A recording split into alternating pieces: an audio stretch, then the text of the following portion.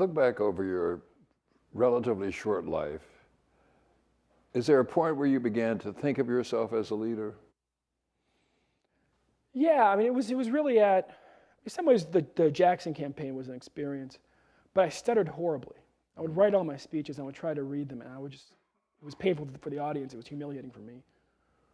So it was hard for me to think of myself as a leader. In my teenage vanity, I would look at the photos of the paper and think, I look pretty good. But I knew that the still photo was very kind. If you saw the videotape, it was a very different experience. Let me stop you just for a second. So prior to that, in high school, in grade school, you never thought of yourself? I was the short, stuttering black kid in the white school. I mean, I was exceptional and sort of on the outside in every sense. I was both, I was the shortest person in my freshman class. Young Japanese lady, Kei Gatanaga, was a good friend of mine. She was, I think, half an inch taller than me. And I can remember, she was 5'2", I was 5'1.5". Senior year, I was 6'4", she was still 5'2". I remember, never forget Kei looking up at me and saying, I used to be taller than you. All those things. And I'd also skipped a grade, so I was a bit younger. Just made me feel sort of on the outside. But when I got to college, and I was tall, and I was on the crew team, and the Gulf War broke out. And when you're working 20, 30 hours a week, and you're rowing crew 28 hours a week, you don't really have, and you're going to class, you drink a lot of coffee, and you don't have much time for anything else. But I got a call from a friend back home who it looked like he was going to be activated. One of my best friends had gone into the reserves, and I had gone off to college. It was just like, sort of my father's nightmares coming back, right? One of the things when you're a child of the 70s, you grow up with all the Vietnam War back and forth. My father had been a conscientious objector. He had registered me as a conscientious objector when I was 5 because Carter started talking about the draft again. And he talked about the pain it caused amongst his friends as some were killed in Vietnam and stuff. And here we were. It's like the children of the Vietnam vets turned 18, and all of a sudden, literally, the Gulf War started on my 18th birthday. I started January 17th. I turned 18 on the 18th.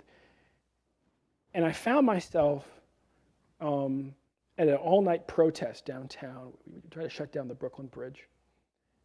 And 2 or 3 students ended up jumping off the bridge because somehow a driver got through the police barricade on the other side and just came plowing into the crowd.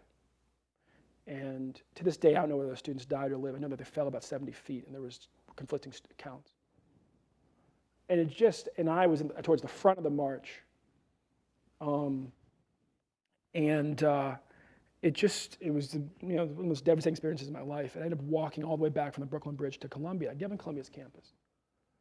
And a couple weeks earlier, I'd been harassed there, about a week earlier, by an FBI agent who was looking for Iraqi students. He thought I looked vaguely Iraqi. I went off on him. By the time I lectured about our family's involvement here from the 1600s, he just apologized. I gave him a lecture on white privilege because he said his family had been here for less than 50 years. So he just apologized. But I ran into a group of students who said that they were going downtown to do a sit-in in front of the FBI building to protest the racial profiling of students on campus. And I said, great. And I ended up spending my 18th birthday in jail. But coming back to campus as sort of one of these heroes, right, who'd been to jail in the protests over the Gulf War, and kind of being thrown up there to give speeches and having no time to write them because I'm working and I'm going to, and I figured out I could give an extemporaneous speech. And it was the first time in my life that I felt like, well, perhaps I can lead people and convince them of something. First time. Now, remember, you're 14, and you run this voter registration campaign. I mean, to me, that's exercising some kind of leadership. Yes, it was. And it was successful, and it gave me a sense of my own potential. But I guess in my eyes, leaders were ultimately people who could talk in front of folks, large numbers of people, and be understood and convince them. And stuttering horribly, made me feel like, if you will, I could be a good sergeant, but I couldn't be the lieutenant, But sergeants are leaders too. Sergeants are leaders too. Right. Sergeants are leaders too.